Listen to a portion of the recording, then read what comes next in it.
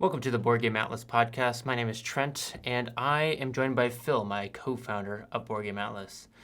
In this episode, we actually switch roles where he's primarily asking the questions, and I'm doing this a little intro because we kind of jumped right into the user questions, and we're discussing them right away.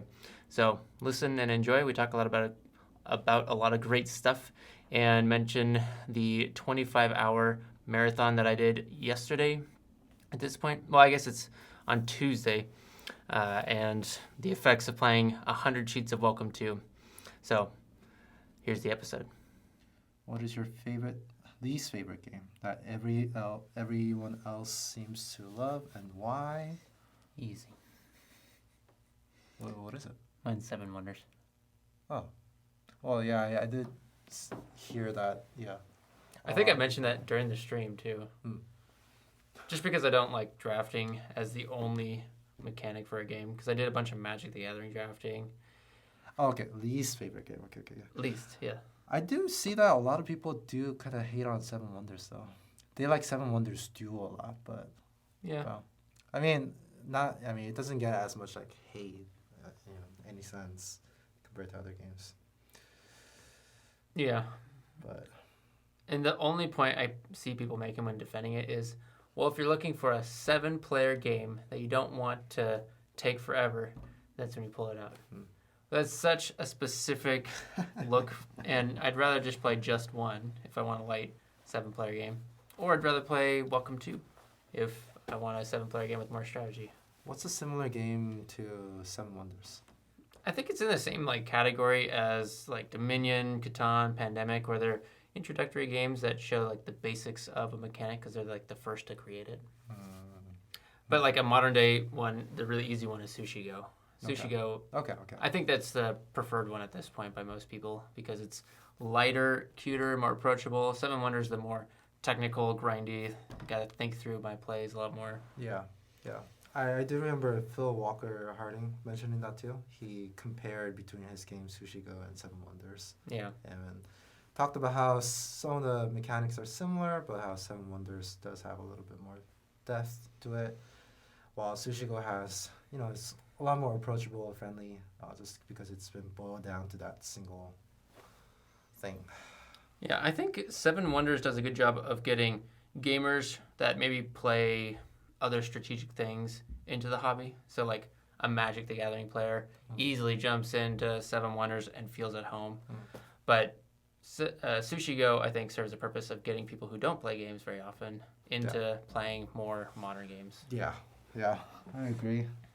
It's definitely one of those games that are easy to pick up just by watching people. So yeah. It's like we started already. I know, that's why I started recording. Let's see. Will Trent play 100 games of Star Wars Rebellion for the next? Ben? Yeah, Of course, it's Ben. Yeah, for the next marathon, solo, of course. So you'll be controlling both sides. I will consider it, Benjamin K. If you send me the game, I will think about it. I look forward to the mail. So you're still up for the marathon? I mean, I will consider it. That's my answer. I made a post on that today, actually. What? If you were to do a marathon in a similar fashion as Trent, what would you do? Oh, yeah? Which games would you pick? What would it be for? What would be the pain point? And so on and so on. This is why you're a good co-founder. Just take advantage of the opportunity. I wouldn't have thought of that. That's great. What do people say? I think a couple of the guys, Scurvy, Brian, he mentioned that he would want to play a campaign so it'd be fun instead. Yeah, and things are changing up, with every game, so it makes things interesting. He's not taking into consideration the fatigue. 100 games is much longer than you think. And then there were a couple other people who chipped in, like Lonely Man BGs, talking about, I think he mentioned Mage Knight, maybe Kingdom Death Monster. I mean, if you your next 100 sessions of game nights were this, that makes more sense. But if you're doing a marathon, you got to pick a really short game. Welcome To was too long until I think it was Lillian mentioned the slightly changed rule that made a huge difference because I didn't have to shuffle twice every single game and fill the whole thing out. Right now it feels like I'm like standing in front of like a, what is that? The world record. What is that? World record holder. No, it's a specific world record, like a set of world records where people. Guinness World Record. Yeah. I feel like I'm standing in front, sitting next to someone who's at a Guinness World Record right now. I mean, I guess if anyone else has done 100 games or more of Welcome to in one sitting, please let me know. But maybe I am a world record holder for that very specific thing. We can try contacting them. Yeah. Maybe they'll list me on their website. What I wanted to do, if we ever do a marathon again, together, hopefully, is doing a charity where for every, let's say, like 50 or 100 new subscribers, we would give away a board game to a community, like schools or, hospitals or other places, places that don't have as much access to those kind of things. There's a specific charity, like it was like 2 weeks ago that they had the yearly marathon thing. What's that one called? I can't remember, but I saw it on Reddit. Yeah, it's a gaming related one that most people think of. So, what time did you wake up at today? Like after going home to sleep? Yeah. So I got back probably about 1:30, I think, and took a shower. And the weird thing is not related to how long I slept, but I noticed I started hearing things. Like if ever there was static in the room, like when you had your laptop on, I was a little annoyed. Like, why are you playing music while I'm like doing this? That's just so distracting. But it's just the fan of your thing and me, like my brain was telling me like that's like a concert like video that you're watching or something. And then I would hear Joanne talking while I was in the shower because of the white noise. Strange. Anyways, I woke up at like 10. Oh no, I had the meeting at 10, so I woke up earlier than that. It's like 9:20. Okay. So, the latest I've woken up in a long time. After my meeting, I did go back, have lunch, took a 3-hour nap as well. No wonder I couldn't contact you. Yeah. The experience, like physically, reminded me of when I went to Gen Con actually. Because Gen Con, I basically had the same like 37 hours of no sleep. Yeah. Because of when I left and the travel arrangements and all that. So it just felt like the same thing as Gen Con. Except a little more focused and I had to do a lot more no naps in the middle. Since we're on this topic, what were some other difficulties? Like I think someone mentioned, so Marsh Riggle 92 was interested in what the early response to the marathon was like. And, when you first started, when we announced it, and, during the first, let's just say like first 3-4 hours of your marathon, how that went. Because, you started at midnight. Yeah. When no one's watching, basically. So I made so many mistakes. I think I didn't market it well enough because I don't know how to market this. It just feels like a thing we can market afterwards. And that was my intention. Like, I'll do this thing, and then we can market the video afterwards a bit. Yeah. But I didn't think about how at midnight, I woke up at 7 that day. And the reason why I wanted to start at midnight is I thought, 17 hours, if I do like 10-minute games, is reasonable. So I could start at midnight. That way I could spend the evening with my son, my wife, and then come here after we would normally sleep. Do it all day, and then by 5 o'clock I can go home and, again, spend time with my family. But I didn't take into account that I had been awake the entire day already, and so starting at midnight I was already tired. And when there's only, like, I'm looking at the YouTube thing and I see one viewer, I'm like, why am I here? Why am I doing this? And I was so tired initially. So that was, like, the struggle was just being physically tired and feeling like there's no reason I'm really doing this. Like, I could be sleeping right now instead of this. And I'm trying to get more subscribers, but I'm doing it at a time when no one's going to watch. So lots of feeling of regret there. But then a couple users started coming in and chatting. Yeah. Initially getting you on board was very helpful. Do you have a few people in mind who were especially memorable in keeping you company during that time? I think you, Joanne, Scurvy5, and Swipe Tech BE were the 5 primary ones that throughout the most of it. Benjamin K showed up a few times, and there's definitely a lot of other users that showed up and chatted, but I think those users gave the most discussion points, and Yeah. thought that Swipe was there for felt like over 12 hours. Like that was a marathon for him, and that was great too. Yeah. We became Facebook friends too. Oh, good. Yeah. Let's see. What other questions? I think that might have been it from our users. Yeah. So I think for top 10, we'll just get that. I think having a regular video for that would probably be a better form than in the podcast. Yeah. Maybe we can bring it into the podcast after the video is done. Yeah. Especially so that we just have images and all that stuff to look at. But yeah. When I think about top 10, I just like, let me take a picture of my bookshelf with all my games. Like, here's my top games. I don't really know.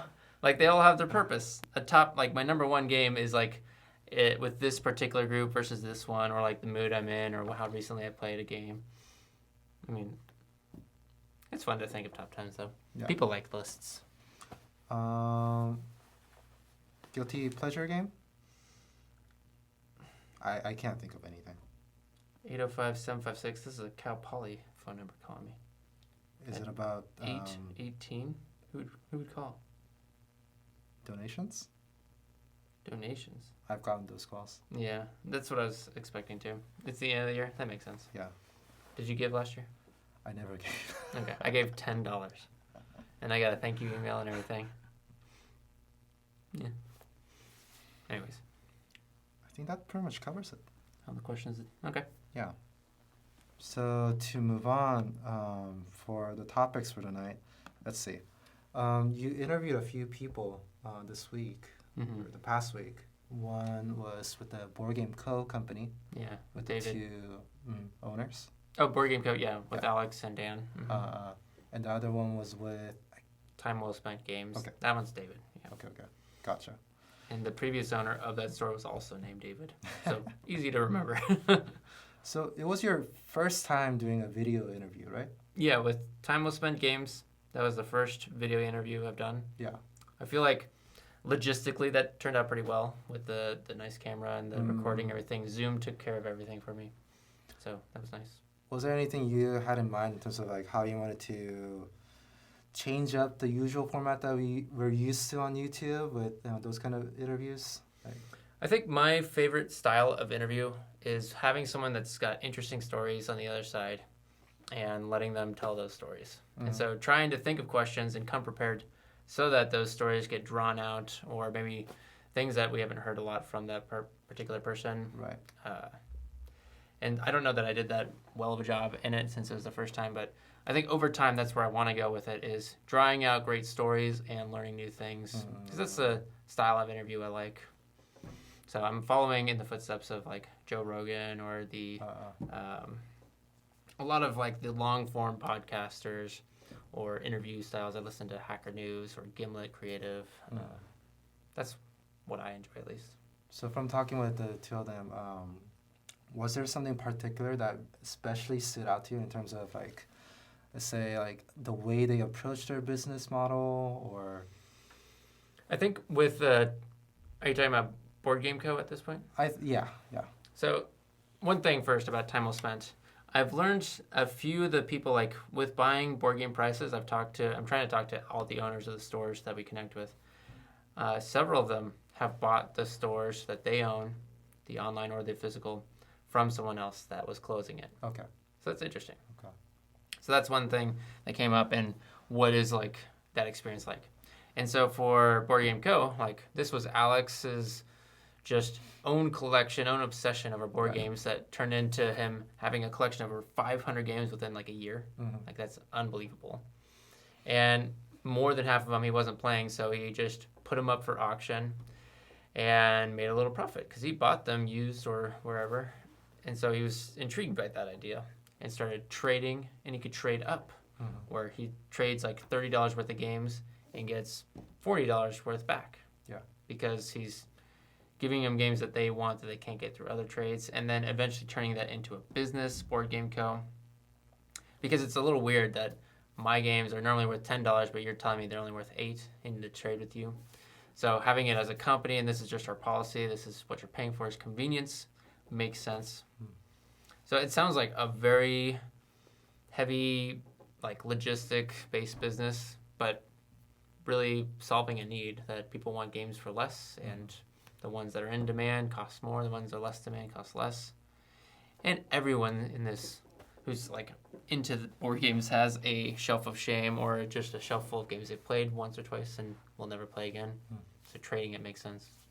So especially with a very unique business model like that, Mm-hmm. were there some, I guess, unique problems that they faced that they were able to address along the way in the beginning of the, Yeah, I mean, the business? biggest complaints you could see from like 2017 on Board Game Geek threads or Reddit threads are just feeling like their stuff is continually undervalued and feeling like that's not fair.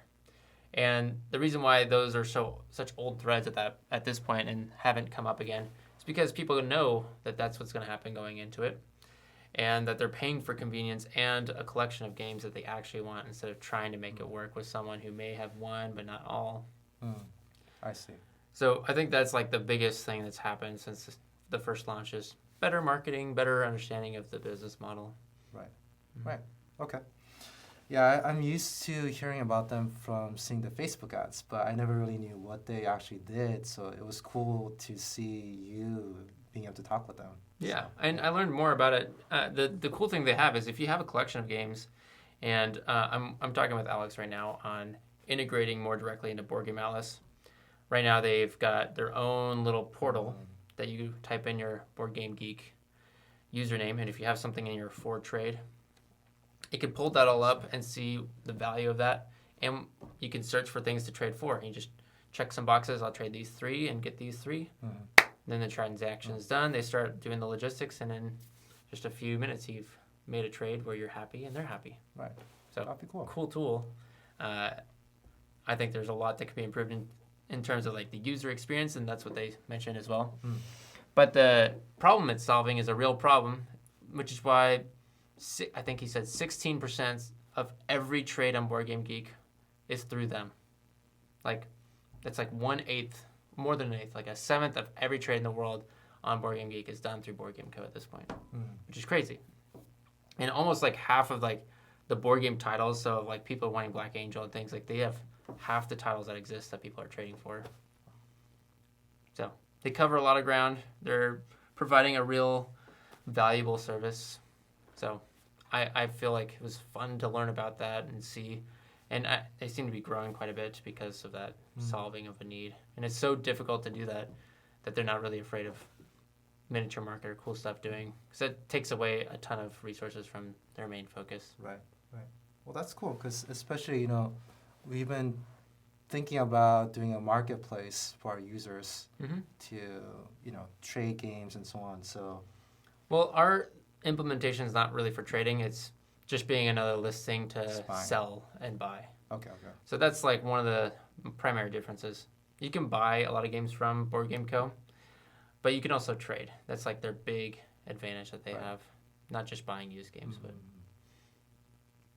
so it's interesting. Nice. So, are there any other people that you're wanting to interview in the future? Now that you've have 2 people under your belt, do you feel more comfortable? Are there certain people in mind?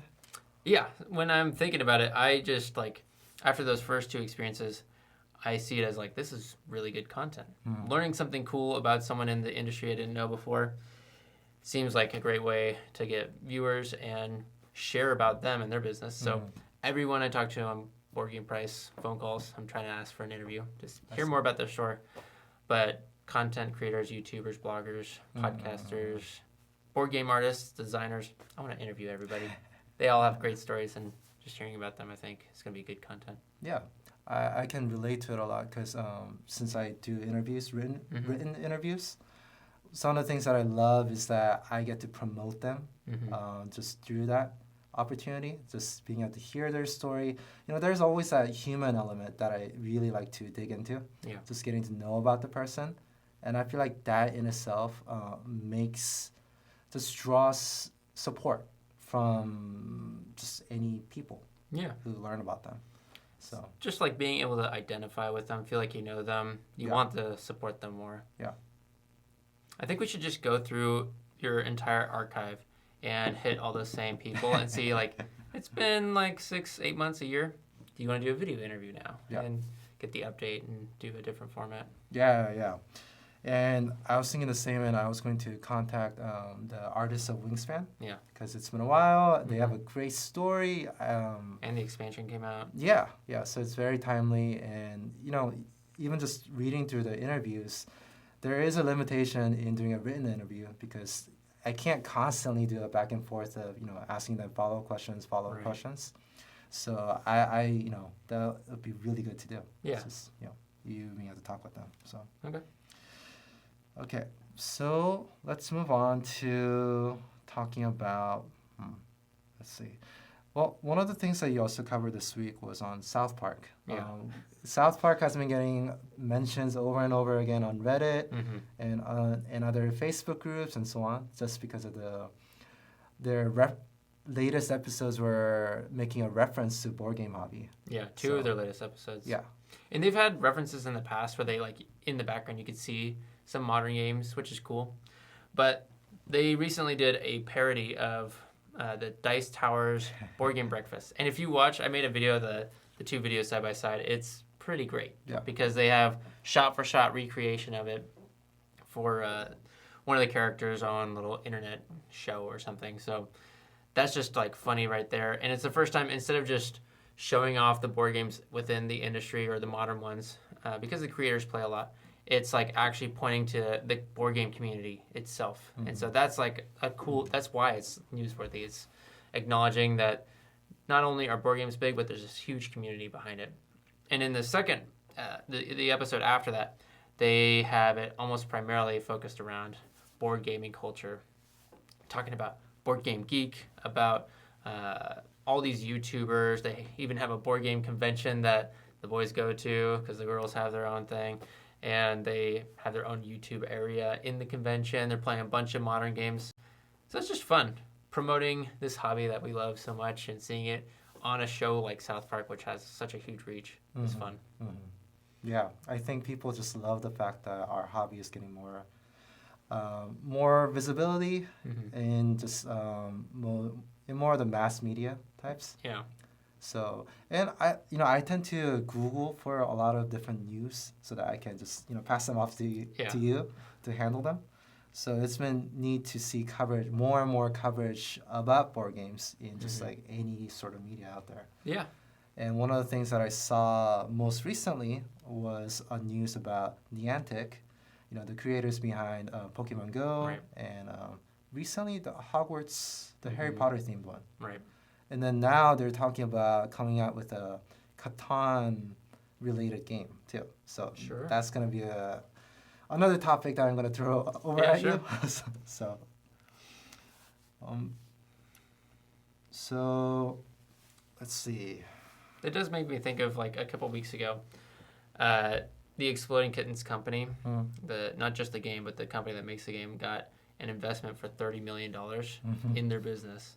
And so that just seemed like, of all the board gaming companies, I mean, it makes sense because they have this huge reach, big community, and they're doing unique things. But from like the board gamer community, it's like those are the light, just kind of weird games that aren't really the types of games.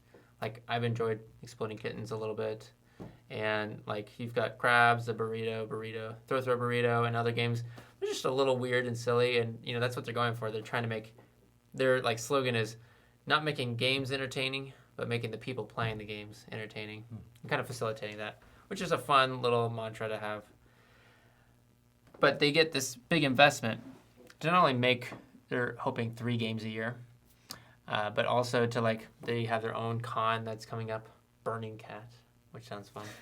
And they just are all in on making things entertaining. So it'll be interesting to see what comes out of that and if we'll get tons more games, because there's on a scale from 1 to T-Rex is their most new game. Did you hear about that one? Yeah, I remember you sharing a post on the forum. Yeah, I believe. Seems like an interesting game. Like, you get a card that says taco or burning taco or something, and you also get a rank from 0 to T-Rex on how animated you need to be. So, like everyone knows that you are like, because it's a known information that burning taco, and they're trying to guess the number from 0 to 10 basically. And like if I do like burning taco really small, that's probably like a 1 or 2. But if I'm like I'm on fire or something really big, then that's like an 8, 9, or 10, and that's the thing you're trying to guess. Mm-hmm. Which seems like a very fun. I would play it once, but too embarrassed to play it more than that. But maybe at like a house church or something could be a fun little icebreaker game. Right. Yeah, I think now that you mention it, it's kind of related to one of our user questions earlier in terms of the games that we feel a bit shamed to admit Oh yeah. that we enjoy. And I feel the same way where, Exploding Kittens and things like that. When I first tried it, I actually enjoyed it. Yeah, I think most people do. Yeah, I think we played it on our bachelor's party when one of our friends was getting married. That's right. Yeah, and I actually enjoyed it. And I think that would be actually, my answer to that question. Yeah. I think what I like about Exploding Kittens is it's an alternative to a game like Love Letter. Short amount of play time, really simple rules, and light and fun.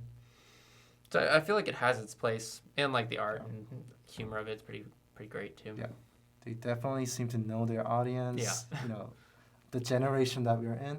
So yeah. And I think more companies focusing on this, the better, because it's bringing more people into seeing board games as a thing it's just another entertainment option. Before it was just this nostalgic thing that destroyed your family fun because one person won and destroyed everyone else and everyone had hurt feelings. Now it's a game you can just play because you have an extra 5-10 minutes. Right. Or like most people are burnt out on Cards Against Humanity at this point, but those style party games also function as a way to draw people back in. Yeah. And I think that's definitely true that there is a trend towards targeting games that are closer to the mass. Yeah. Like when you go to Target these days, the selection of games is actually pretty incredible. I feel proud when I go to Target. Like they do a good job. And they like most local game stores have 0 sales 100% of the time. Target, I go and look at the board game shelf, even if I'm there just to buy eggs and then leave. I'd take a route that goes all the way around, passes by the board games to see, is there a sale of a game that I think would be good? Maybe. And then I pick it up. But 100% of the time now, that's part of my Target trip. I just browse right through and see if there's something good. Same here. I go every 3 weeks just to go and see if I can have one of those, those thrift store finds that people post about on Facebook groups and others where they find a super awesome game for like $5. Right. And that's just my hope that I'll be able to experience that same thing.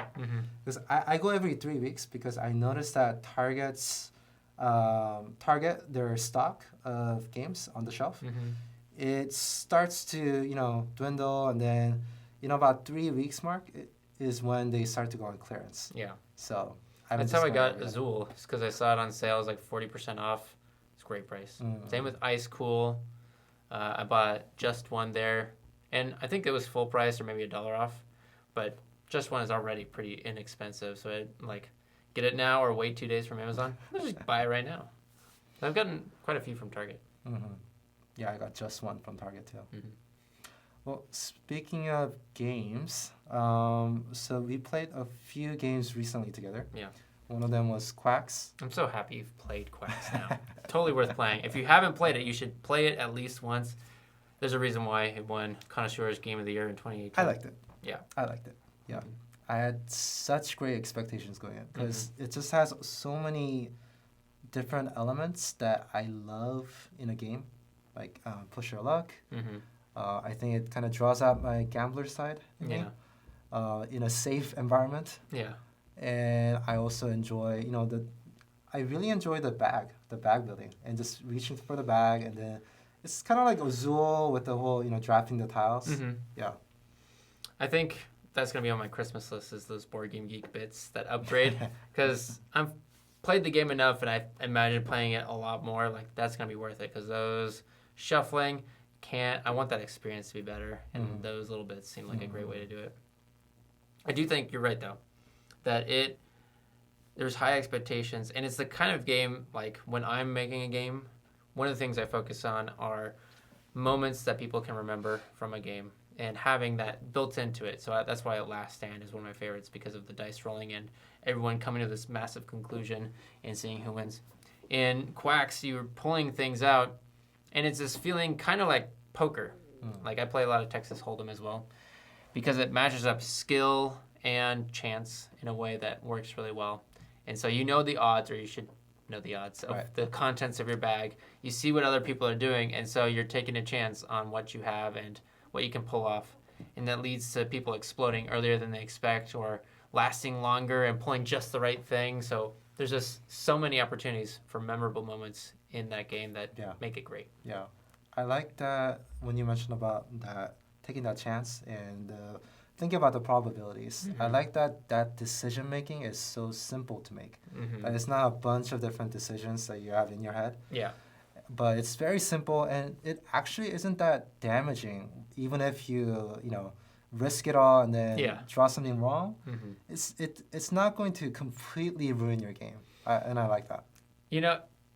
That's true, and it's kind of not true. It will not ruin your turn, but then you get into this bad cycle, because to catch up now, you have to push it a little harder, and if that, maybe it doesn't ruin that turn either, but then you have to push even harder, or you feel this like impending need like to hit it really big once, and that's the experience I've seen a lot, and people get further and further behind, but it's still like, I do like that little catch-up mechanic as well. It feels balanced enough where there is the possibility of catching up, but not.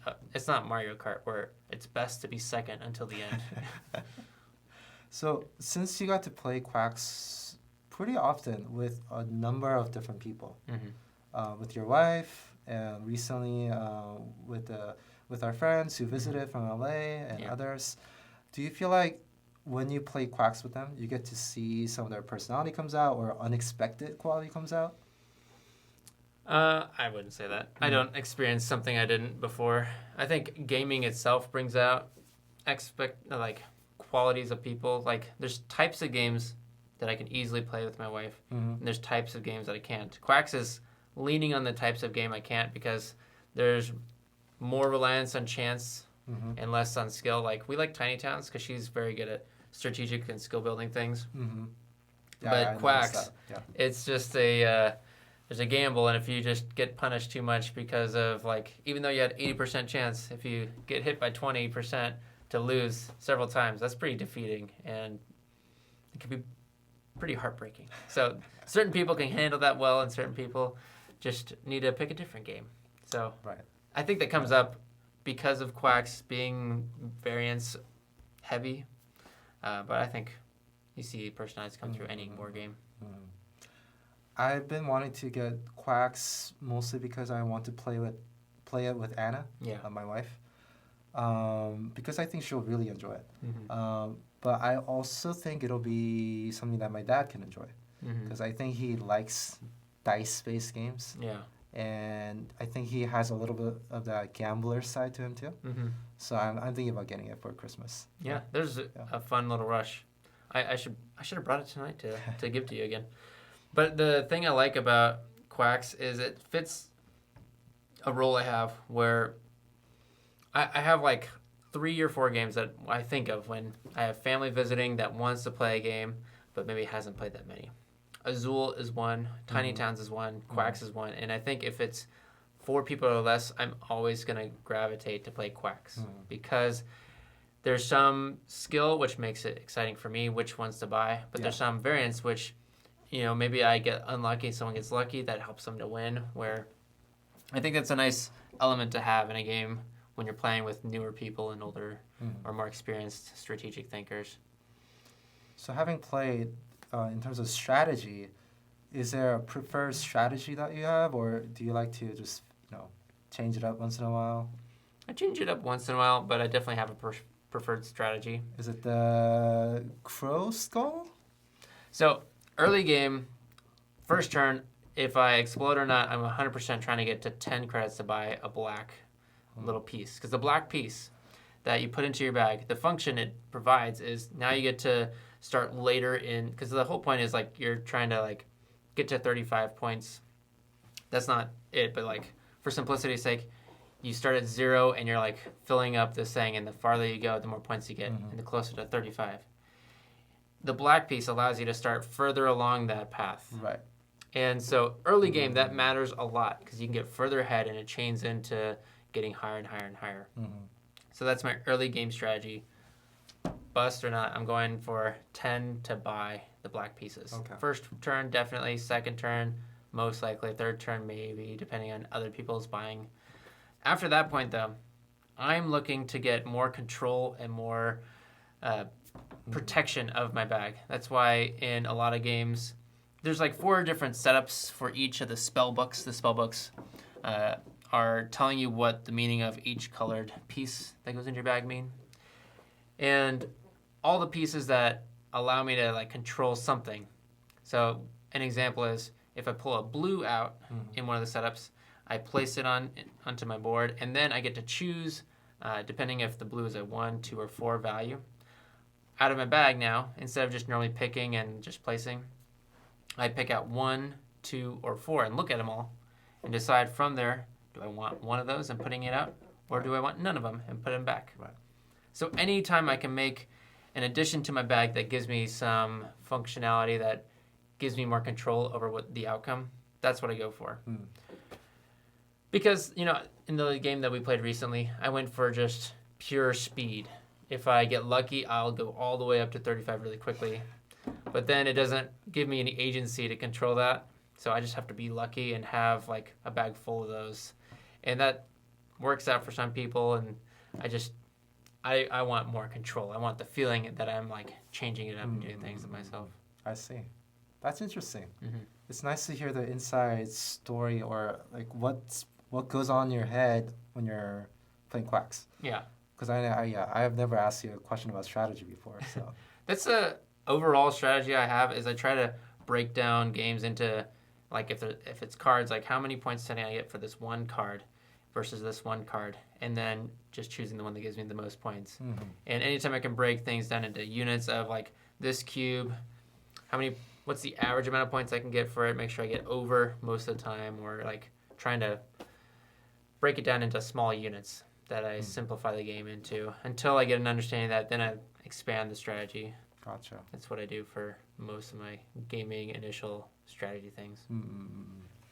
Yeah, sometimes I just kind of like to go have fun and just like kind of go crazy in terms of taking an extreme of just like going after one color only. I kind of want to try that to see how it works out, but I don't think it'll work out. There's some colors in certain setups, like in the basic setup, just go blue, you're going to do great because you get that agency to pick things. Right. So I think it could definitely work as long as you pick a good one. Yeah, and in my last round with my first play, I got the 4 skulls, the 4 blues. Oh, yeah. Yeah. I got 3 of those in a row, and that just helped me just push. Yeah, it's a huge safety net, and you can like chain them together to get really far. It's such a good thing to have. Yeah. Well, so that's enough about Quacks. Yeah. So you mentioned earlier about Joanne and the types of games that she prefers and how Quacks is kind of leaning towards a game that you might not want to play together. But to be clear, when we have people over, 100% of the time she plays it and enjoys it still. But it's not one that we're going to play solo against each other, 1v1. Right. It makes things even more, prone. Yeah, because she recognizes it's a fun game to have with people that haven't played it before. I see. So in that case, how about Railroad Inc. And let's see, what was the other one that we want to talk about? Welcome to. Yes. How could you forget, Phil? After we talk about Welcome to, we'll have, I guess we talked enough about the marathon in the beginning of the podcast. I don't know, maybe. I could talk a little bit more about it. Yeah. But I have like certain tiers of games. So like if I'm playing with what I consider people who never really play games, I'm pulling out Codenames, Decrypto, Just One, really easy, simple games. If I'm playing games that I want a little more strategy that go up to that many players as well, that's when I get to, instead of Seven Wonders, I pull out Welcome to, Railroad Inc., these kind of games where it's still easy to have lots of people and it doesn't take forever, but there's more strategy involved in the actual play of it. So that's kind of the category that I put those games in. I forget the first game you mentioned. Railroad Inc. Oh, was it just those two? Welcome to. Yeah, I think games like that function really well in that space. And then beyond it, I have the ones I mentioned earlier, Tiny Towns, Quacks, Azul fit the more strategic, smaller groups that a good introduction could be. And then like the friends I have that want real big strategy, I go to Wingspan, I go to Viticulture, Feast for Odin, Dominion, like just tiers of games and types of groups. And then with my wife, we play Gloomhaven and Pandemic Legacy. And I don't have a group yet that I can play games like really heavy strategic games. Like I play Pipeline with Joanne. I'd love to play that one. I know. It's one that I would want to play with you and Gabe and Joshua and people because there's so much strategy. And it's just like too far into the deep end for Joanne. Like, we want to keep it a little easier. That one's just so punishing if you fall behind. It's great. I like the function that Railroad Inc. provides, Welcome to provides, in being a really easy game to pick up with lots of strategy. Even though I played it for 25 hours, I would still play it again. Like, I think there's a great function for it still. And the ability to scale it up to as many people as you want is nice. Right. So I think there was a good reason why it was a huge craze in the board game design realm for Welcome to? For roll and writes in general. I see. Yeah. I think those just were great in terms of their little, the actual mechanics and the theming and all that. Right. And a lot of people actually refer to Welcome to as a Railroad Inc. killer. Yeah. Do you think that? If you were to own one, sure. I think it would land with more groups. I like having both. Railroad Inc. is a much more relaxing game.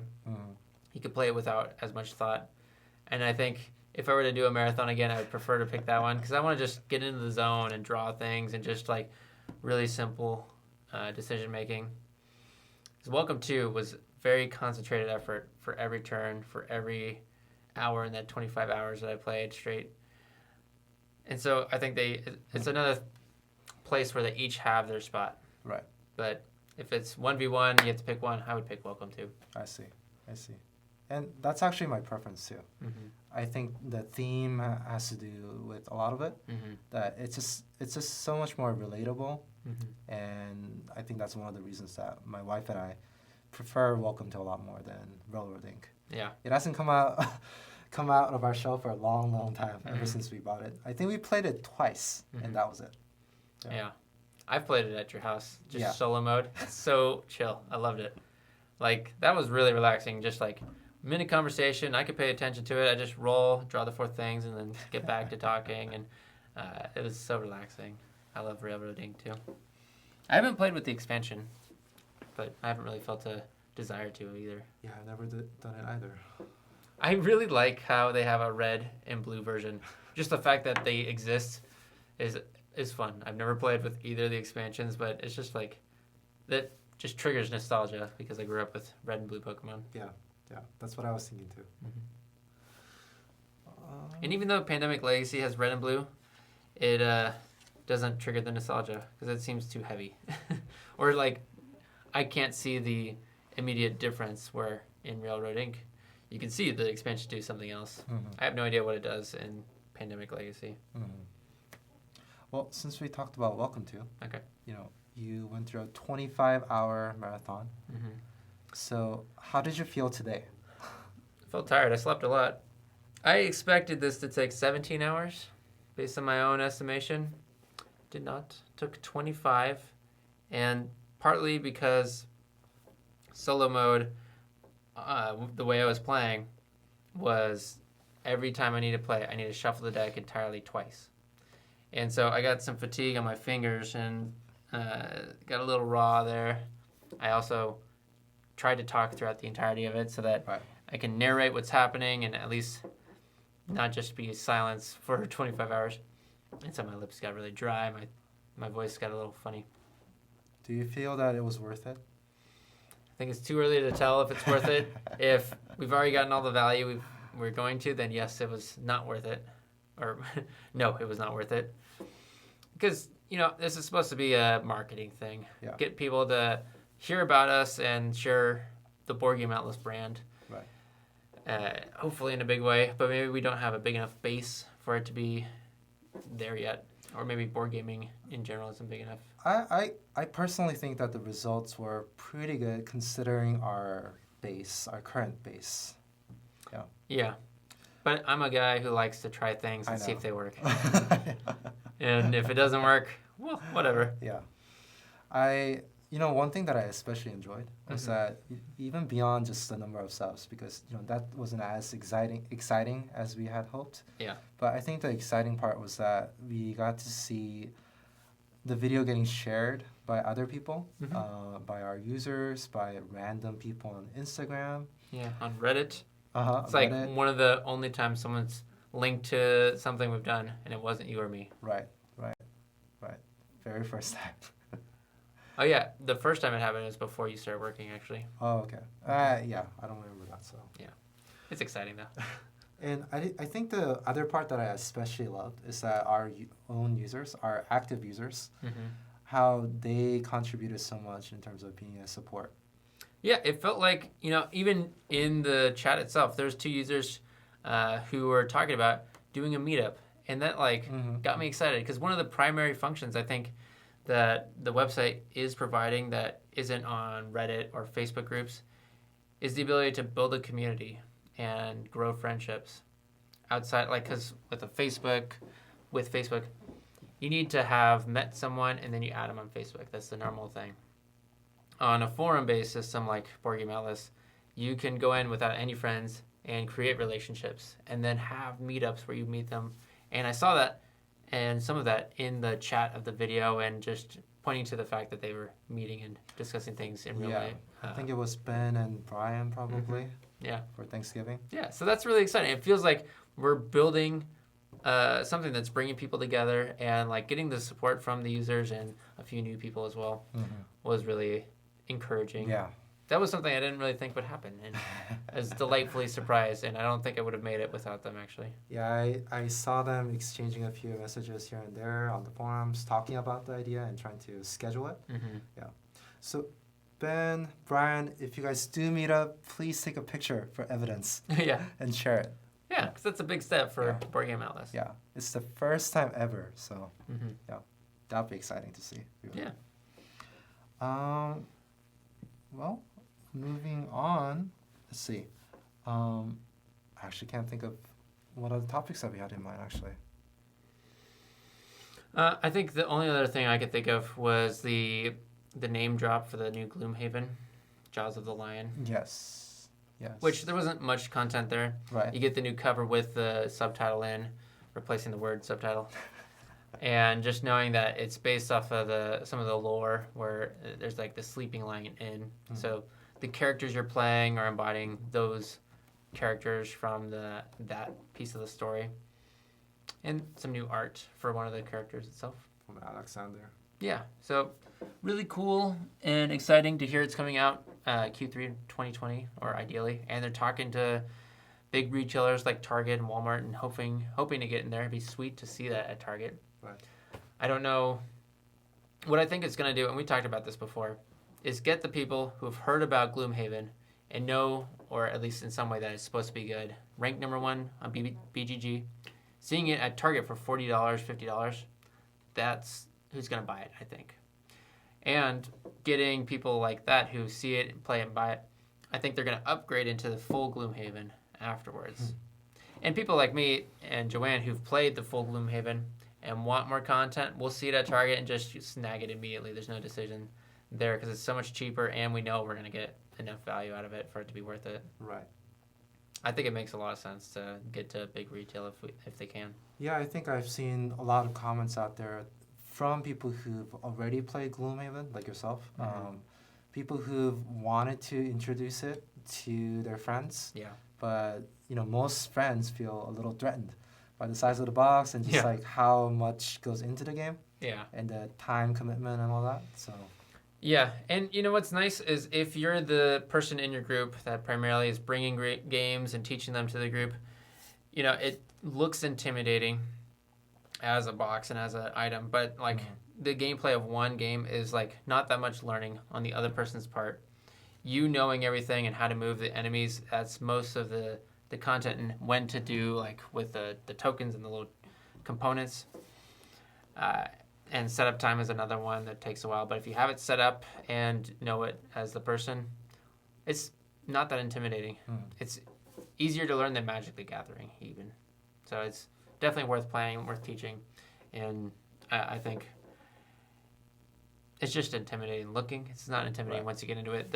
The instruction manual is really well written. It felt so easy to go through all. There's 51 pages. It's well documented and structured well. I felt like I got an understanding for 90% of it after the first read.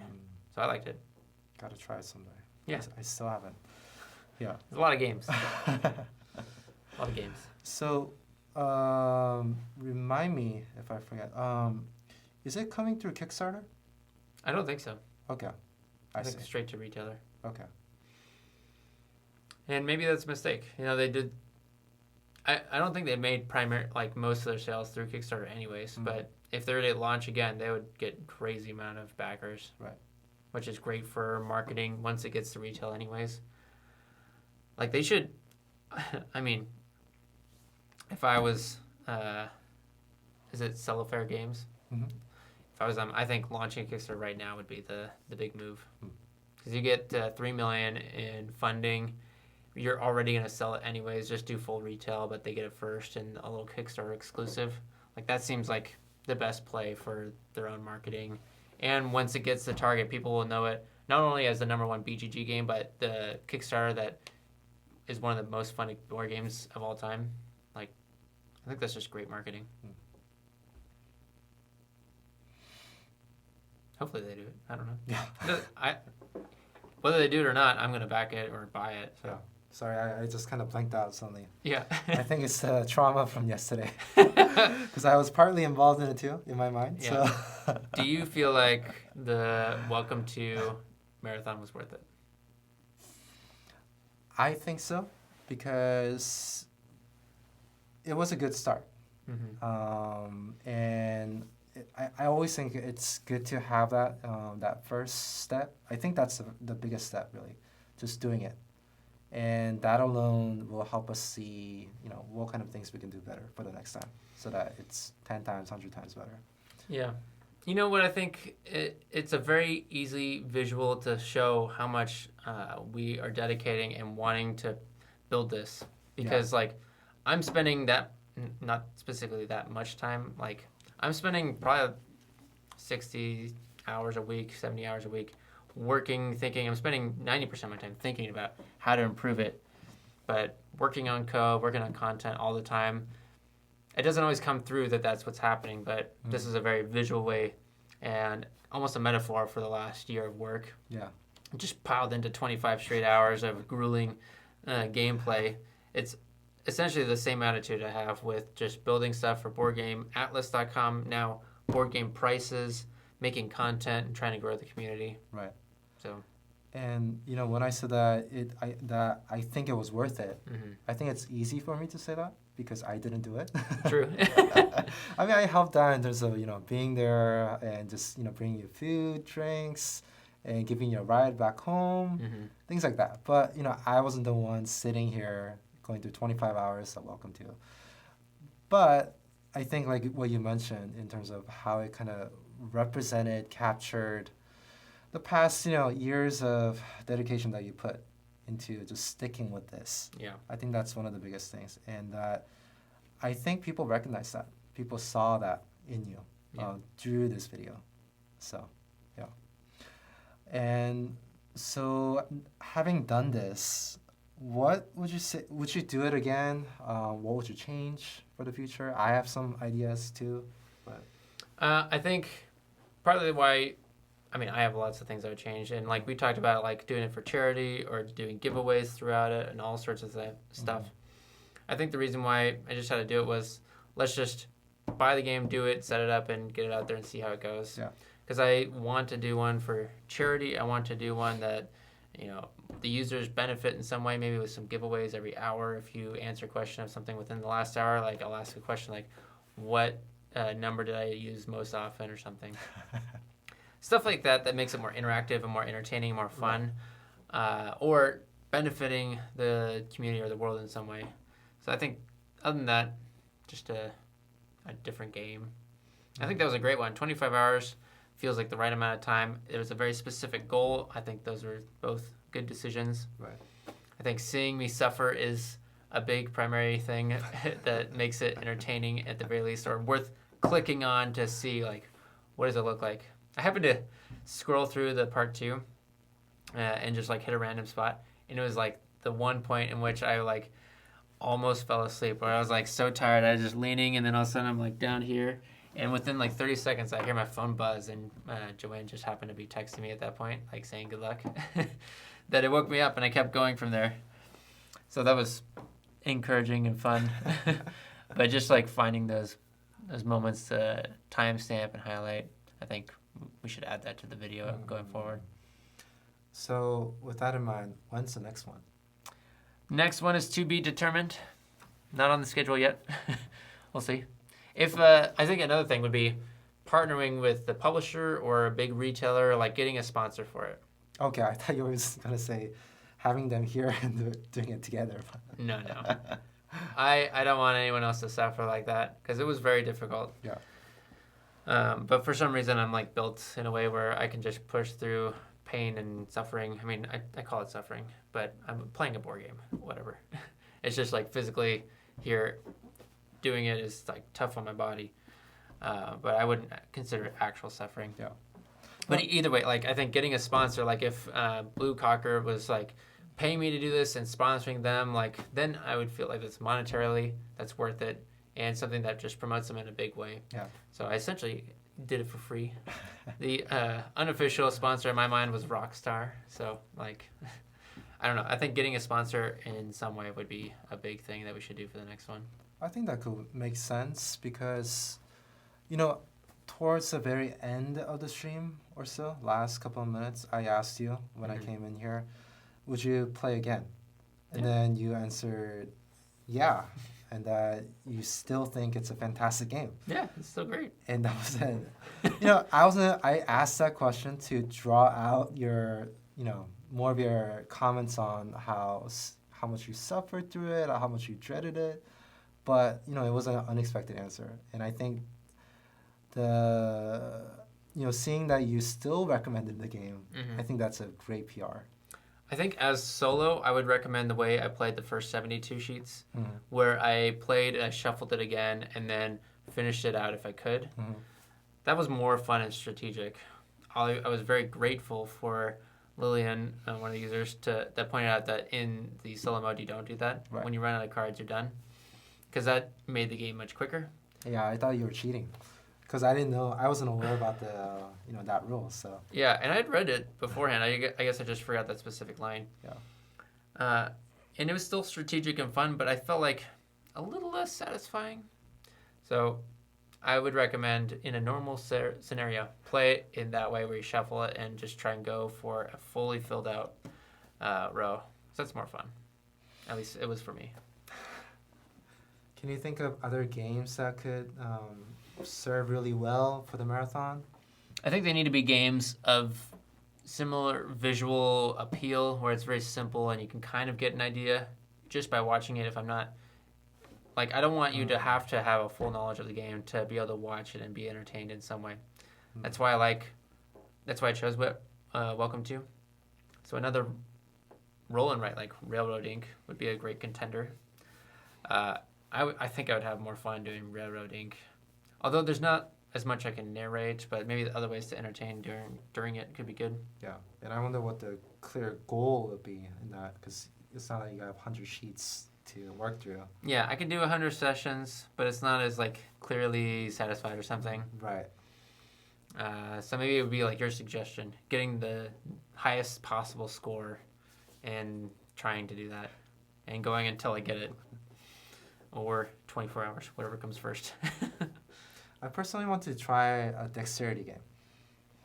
just because I want to see, as time passes, are you actually going to improve, or are you going to, go down in terms of like, Yeah. because your hands are shaking more, or what? I think there'll be a combination where you'll get much better than everyone else in your group, but during it, in those moments, you'll be terrible at it, near the end because you're shaking so much. I think if we're doing it together, that would open up a lot of games where you need 2 players. And so, one would be our own game, Ultimate Fighters, playing through, every combination of characters and stages. That's, over 100 games, I think. Okay. And so something like that could be fun. Yeah. And that's pretty visual, and we could show, overlays of the cards during the stream as well. And it's, pretty easy to understand. It's just attacking, blocking, and next round. Attacking, blocking, next round. Yeah. So something like that could work. And there's also the Tournament of Towers that you reviewed a long time ago, where it has a co-op mode that we haven't tried yet. So yeah, that'd be a good one. But it has to be simple enough that if you just tune in at hour 5, you can kind of get an idea for it. I wouldn't want to play Dominion or something like that where you need to be able to read the cards and understand the game flow. Even though that's a very simple game, I think it's just... I'd be down for playing Ultimate Fighters, actually. It's been a while, and, it'd be a great chance to introduce it to our users. So. Yeah. I don't want to just jump straight into 25 hours, but it's got to be put in front of the camera at some point. Yeah. Well, I think that about wraps up all of our topics, right? Yeah, I think so. I don't have anything else that Yeah. I'm up to talk about right now. Is there anything you wanted to mention? I think, if there's anyone that's listening that is a board game designer and wants it reviewed, just reach out to us. contact@boardgameatlas.com with an email, because I'm doing a lot of video reviews and stuff, and we're getting some sent to us at this point. Another is, if you are working on something, either software or business or a project within the board game space, I'd love to reach out and talk with you and see if an interview would fit, because I think there's a lot of interesting things happening. Yeah. And would love to do an interview. Yeah. I mean, we're covering reviews, interviews written, and video. What else is there? Podcasts. We're turning them into podcasts as well. Yeah. Oh, and the last one is I'm doing lots of improvements to the Board Game Atlas website. We just added the ability to tag users and to follow or subscribe to posts. I'm adding that functionality for you can follow a game and see whenever a post is there, you'll get notified for that game or topics, things like that. Yeah. Where if you have suggestions like that, a lot of our questions at the top of the show were from users, from Phil's weekly, what questions you have for the podcast. So if you want to participate and show up in we should have been reading the usernames more. We should have. But we'll do that next time. So yeah, ask questions and we'll answer them on the show. And it's partly because I'm so getting used to referring to some of our users just by their names, their actual names. So I think that's one of the reasons too. I forget that I should mention their names, their usernames, so that other people know. Yeah. Yeah. So as Trent mentioned, if you want to see us answer more questions about Board Game Atlas, or if you have suggestions for people you want to see interviewed, either in video or written by me, just make sure to leave a comment either in the video or our Tuesday posts. Yeah. Cool. Well, thanks, Phil. Thank you. It was fun. Yeah. All right. See ya. See ya.